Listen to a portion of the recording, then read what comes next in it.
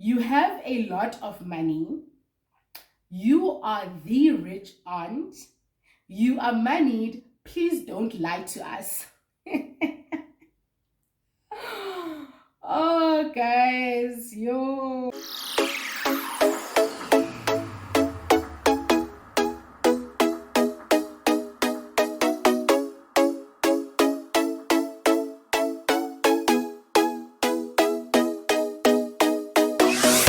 Hi guys, welcome back to another video, and thank you so much for coming back. If it is your first time here, andiswa.mojapelo, and on this channel we chat about all things related to managing your money and adulting in general. So if that sounds like your type of vibe, please make sure you check out our other videos as well. And if you like what you see, don't hesitate, smash the subscribe button and become a part of the team. Today we are doing our very first assumptions tag, and I'm so excited. I saw this video on a couple of YouTubers that I follow, and I was like, what? I definitely want to do this. And I was a bit worried at first because I thought, nobody was sending any assumptions. And then once they started coming in, it was just like assumption after assumption, to the point where I was sharing some of the assumptions on my WhatsApp status because I couldn't believe some of the stuff that you guys assume about poor little me. Like, I mean, thank you so much to everybody who did send their assumptions. If you missed it, I posted on my Instagram, and I also posted on my community tab. So yeah, and I received actually most of my assumptions on my Instagram, which was really cool. I also think it's because that's via my DMs and it's not for everybody to see, so perhaps some people felt more comfortable doing it over there. If you're not following me already, I am at andiswa.mojapelo on all social media platforms, including Instagram. So you can follow me there. I've been having quite, a few good conversations on my Instagram DMs, and I'm actually enjoying connecting with you guys on that level, on a couple of topics and stuff like that. So yeah, if you aren't already doing that and you are interested to have a one-on-one chat, I do respond to my DMs. So feel free to pop me a message. Okay, guys, so I'm going to try and keep these, like, the responses to these assumptions short, because I thought so much when I was looking at the assumptions, and I'm like, I don't want to make like this video super long and dive into different topics. So keep me accountable as well if you can on a couple of these things. I'll elaborate on others, and others I'll just say it's true or the assumption is not true. Okay, let's start. First one is, I've got the assumptions here. First one goes, you are received as very standoffish, but you're actually so cool to hang out with. I think this assumption is correct, because there are a few people who've told me that when we first interacted with each other, they thought I was very serious. I was very, like, I had a fence in front of me, and it seemed like andingeneki, and andqheleke would be that type of thing. I have had that when people meet me in person, and then they end up finding out that I'm a really chilled person to hang around. I think the reason why this is so is because I create content, obviously, on YouTube and other social media platforms for myself, but I do speak a lot as part of my job as well, my 9 to 5, right? And my profession. And I think because of that, people always think I'm an extrovert, and I'm loud and I'm very talkative, but I'm actually very at the start, and I'm not the type of person who can start a conversation. I need someone else to be like, hey, make the first move. I get after that, if we click dilapa, but I struggle to make the first move. I struggle to, especially in large groups and stuff like that. And I think because I'm to myself in large groups and those type of settings, I can seem standoffish, but I just need someone to approach me, someone to make the first move, and then after that I will handle it. Next assumption, you have a tough exterior, but you are actually a marshmallow. 100% correct. 100% correct. And my husband and I often joke about this, that, I appear as this girl, but when it comes to action, I fall flat. When it comes to being aggressive and assertive, like directly to a person, especially when it comes to things like conflict, and zingeni. I can talk about money, I can talk about all of these topics, but when it comes to difficult conversations, I fold. I don't want to lie. It's something that I'm working on, and I'm also really sensitive. So yeah, this is definitely true. Next one says, it takes you a while to make friends, but once you let someone in, they're in for life. They don't have a choice. Absolutely true. I don't make friends easily. The last friend I made was when I think the last friend I made was the year that I moved to Joburg, which was 2016. That is the last friend that I made. I haven't made any new friends like after that.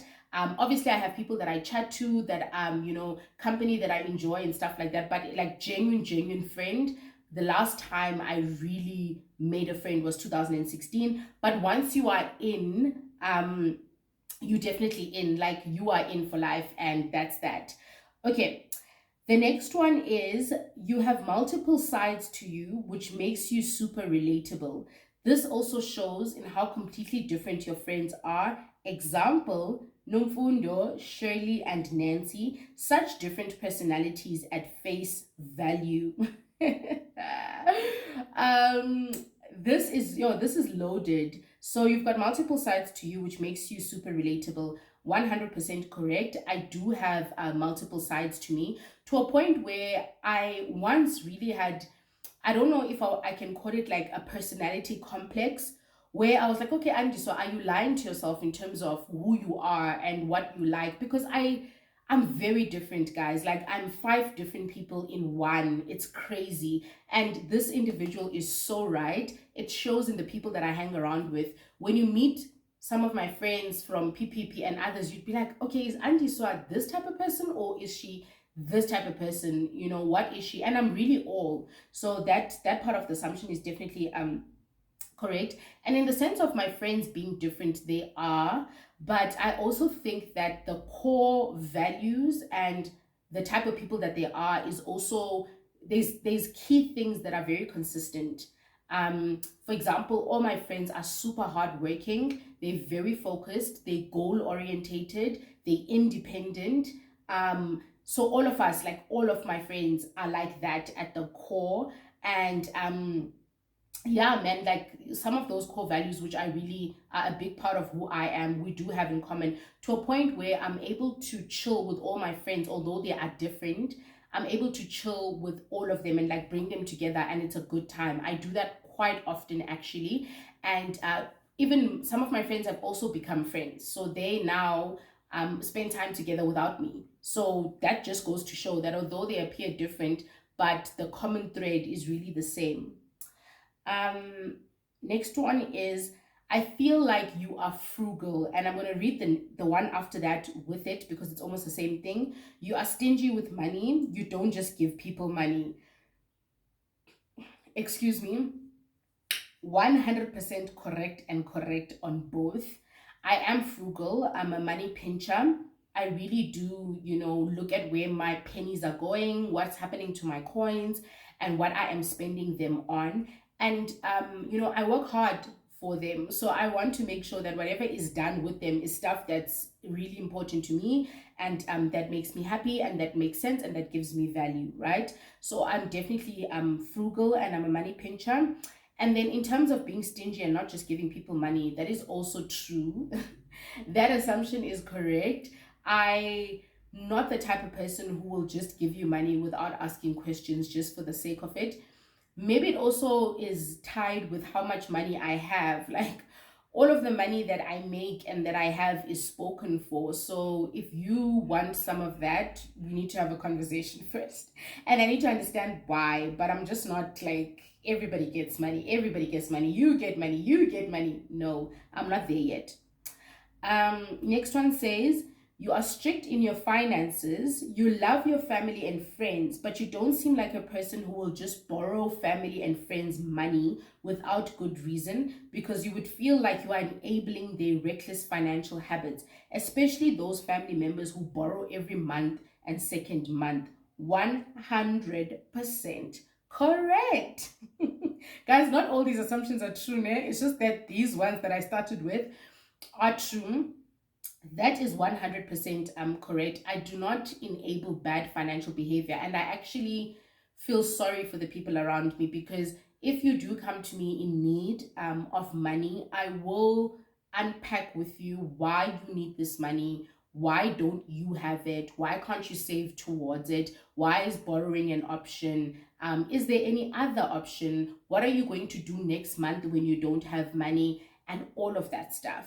So I definitely don't enable bad financial behavior. I do think sometimes we feel like we are helping, but if you keep throwing someone a lifeline without understanding the need and the root cause of why they find themselves in bad financial situations, you are enabling their behavior, or at least I believe you are, and I don't support that. I want to help you correct this and make it right going forward, as opposed to just fixing what you have now, and then next month you need somebody else if it's not me, and it's just like a perpetual cycle that you can't get out of. um Next one is, you love family and you would do anything for them, even with your last penny. So I do love my family. I would do anything for them when they are in need. But I'm also not the type of person to, milk myself dry because I want to please them, and I want to spoil them. So I don't know if that makes sense. What I'm trying to say is that there's a balance, right? If there is a need, I will definitely fulfill it. But I won't take out my last cent if something is not needed. It needs to be needed. I need to understand why. I need to have interrogated, like I mentioned earlier, and then I'll take out the money. But I will not put myself in a bad financial situation because I'm afraid to have difficult conversations. I've got this saying where I say that if if you don't want to talk about it, you're gonna pay for it. So that means that if you are avoiding difficult conversations, especially where family is concerned, you're going to have to fill that void with money. And I don't operate like that. Um, the next one says, you would love to have a big family one day. Not correct. This assumption is not true. I don't want to have a big family one day. I think a family of four has always been, a maximum of four has always been where my headspace has been at. And by four, I mean mom, dad, two kids. Even if it's three, even if it's three, guys, I'll still be fine. Like, I'll still be fine. I'm not trying to have a big family at all. So that assumption is incorrect. Next, you are a hopeless romantic. Absolutely not. And I don't even want to say I wish, because I have no desire to be romantic.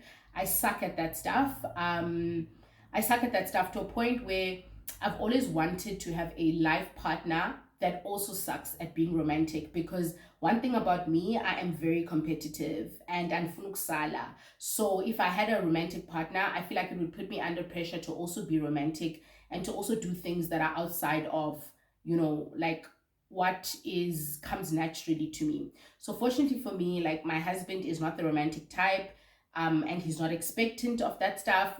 Vice versa, I'm also not the romantic type, and I'm not expectant of that stuff. My love language is acts of service. I love receiving acts of service, and I love in acts of service. Um, and it works for us, but we do a lot for each other. But into rose petals, candles, don't aishem asiko lapho, like, we are not there, and it's okay. I'm 100% fine with that. I don't feel like I'm missing out or anything like that, and hopefully he's on the same page. Next one was hilarious. It says, you are obsessed with Mr. M, but you love money more. I read this to Mr. M, guys. I showed him this assumption. So when I who sent this assumption, I showed Mr. M this assumption. And do you know what he said? He was like, yeah, that's true. That is true. And my response to this is that it is not true. I don't love money more than my husband. I definitely do love money, but I don't love it more than him. I just speak about it more. I just engage in conversations regarding it more. and maybe I'm borderline obsessed, but I'm also obsessed with him, like you said. So no, that's definitely not true. And then the next one says, you are sweet and you have a good heart. I thank you for the compliment. I really appreciate it. I would like to think so. I would like to think so. Although I would like to think I have a good heart. I'm not sure about being sweet. I feel like I have sweet people in my life, and I don't think I'm one of them. Like, and as like, how do you guys describe being sweet? Now, I feel like I'm a good person. I don't know if I'm like extra nice and sweet actually. So half and half them. Um, Next is, you wish you had more siblings, especially sisters. No, that is not true. I do not want more siblings than I have. For context, for those who don't know and who haven't watched my Get to Know Me and stuff like that, I have a mom, a single mom, and I have an eldest brother, our firstborn at home, and then I've got a set of twin brothers. One of my twin brothers passed away 2 years ago, so we are now three siblings. So it's myself, actually I've got two siblings, my big brother and one of the twins and myself, we are three, and then it's my mom, which is the fourth one. I've never wanted a bigger family, and obviously, like, yeah, it's never been a thing actually. And in terms of wanting sisters, because I think you mentioned that as well, especially sisters, no, I don't have any sisters. I've never wanted sisters. Reason being that I'm very tomboyish, and I always felt closer to my brothers, and I always felt like they understood me. And I just could relate to them, man. I just could relate to them. So I've never wanted sisters. And another thing is, I was very spoiled at home because I was the only girl, and I liked that and I enjoyed it. I still enjoy it. So no sisters for me. Okay, next one is, you are hardworking. Absolutely correct. That is something that I will own. I am hardworking. Definitely true. I don't even need to elaborate. You have good work ethic and a willingness to help and improve others at work. I would like to think so, and I'm glad. I'm not sure why this person thought this about me, but it is true. I do really try to be that person. I remember on my LinkedIn the other week, I posted, um, I am confident. Oh no, I posted that I can confidently say that I have become the kind of manager that I always needed. And that is true. I strive to become the kind of manager and the kind of leader that I've always needed in my life. And I love that for my team. And it's something that I do. So I would say that assumption is correct. You really are a hard worker and you push through until you get what you want. Thank you so much. I'm glad that that shows. And yes, that is true. You love your job, and even if you would win lotto or get millions, you will continue to work and use money sparingly. You wouldn't spend recklessly because you have money.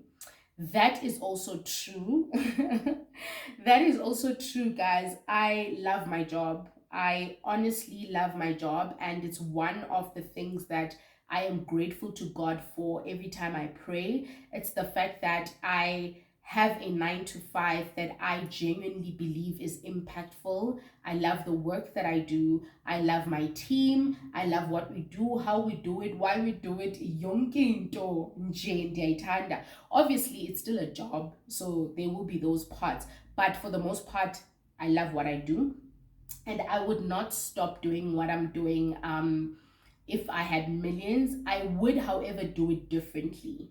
Yeah, I would do it differently, but I do what I do still. So that assumption is correct. You are aiming to have great reserves before the age of 40/50, part of the FIRE gang. So this is part of the gang that wants to retire early and become financially independent. 100% correct. I do not see myself retiring at age 60. My mom retired at age 55. My goal is 50. 40, oof, no. 40, no.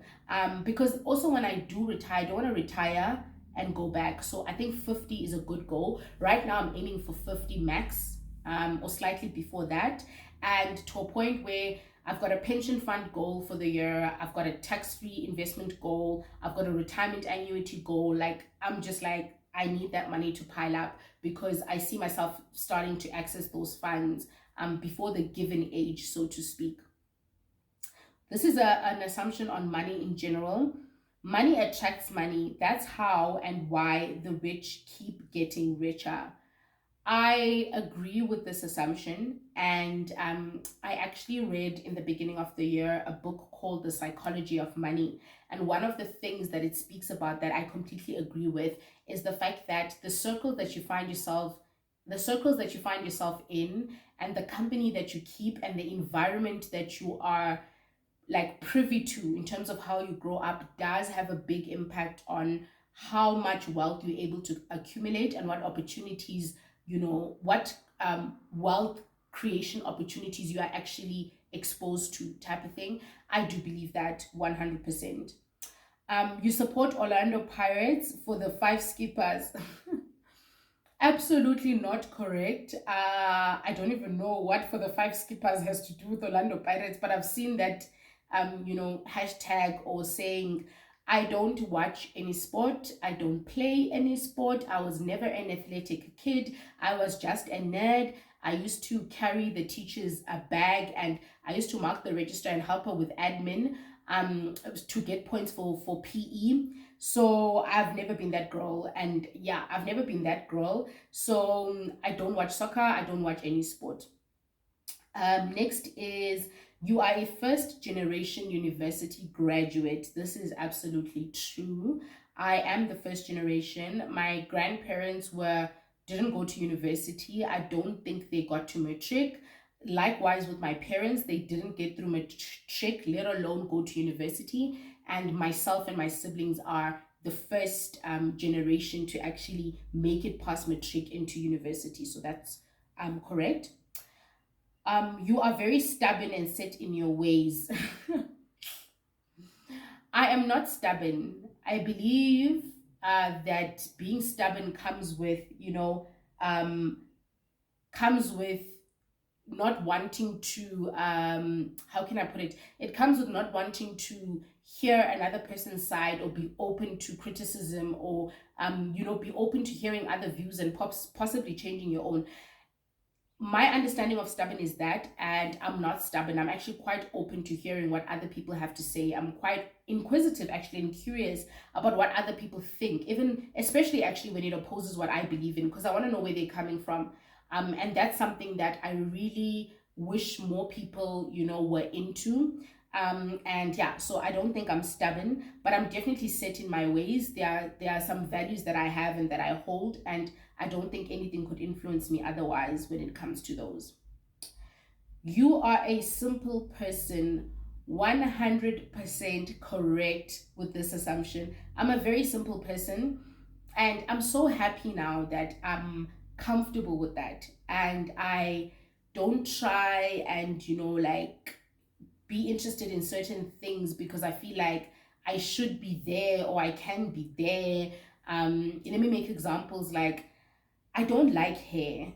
I've never liked hair, to be honest. But I was like, no, but I'm gonna be too plain. I'm gonna be a plain Jane if I don't have hair, because I don't like accessories and I don't really like the lifestyle, don't fashion, don't. So I was like, I'm gonna be a plain Jane, whatnot. But I'm like, I don't care anymore. I'm very comfortable in my simplicity. I don't like a lot of things, and I think I'm borderline a minimalist. Even in my home, yeah, that's me. So you've got that right. I feel like you're not a fan of cooking. Angazi why, but you just look at, I love cooking. So that assumption is not correct. I love cooking for my family. I love cooking for my husband. I love cooking when I'm going to entertain. Yeah, so no, that's not true. No matter how much money you could have, you'd still not buy a ridiculously expensive branded item like Boma LV, etc. 100% correct. This goes to the simple question as well. I don't like things, guys. Like, you know, like how other ladies are like, I'm a material girl, and they own it, and you know, they honest. I also own the fact that I don't like a lot of things, to a point where my husband is just like, dude, why do you even work hard to make money, because you don't even like anything? Uzoyenzani? But I think I like, not I like, actually, I love comfort. I love being comfortable. I love soft, like I like soft life, and to me soft life is not materialistic things. It's being, living in a safe area, having space, eating what you want when you want, you know, sitting in comfort, living in comfort, affording the things that matter, going where you want when you want to, ndithanda those type of things. But material things, but my LV, no interest, zero, like zero. If I could choose between an LV bag and you giving me 20% of that money, of the LV bag in cash, I'll take the money. You hardly borrow from your savings. Yes, that is true. And it's something that I've learned and I've gotten to. And you know how I got to this, guys? I used to save a lot, like a lot, to the point where it was just not realistic, and I would end up needing my savings. And it just played with my mind, because I would be in and out. I'd set goals, they need to adjust them, and I'd feel like a failure. So just a piece of advice: if you are struggling with this, rather be realistic with how much you can put away. If it's 3,000, it's 3,000. Then just be disciplined, and if there's extra, you can throw it in at the end of the month, you know, if you still have it. But don't be unrealistic about how much money you can put away, and be realistic about what your expenses look like and how much they allow you to save as well.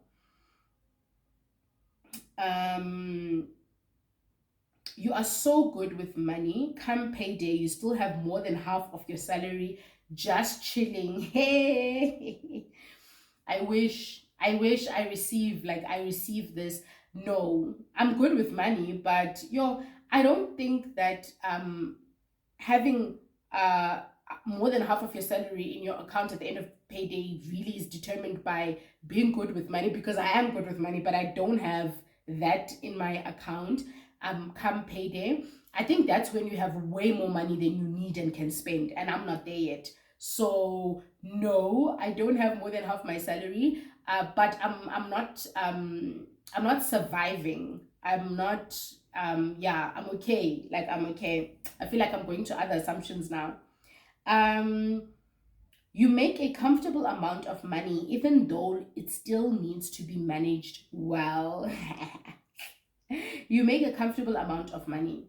Um, yes, no matter how much money you make, it will always need to be managed well. There's no one who has an infinite amount of money.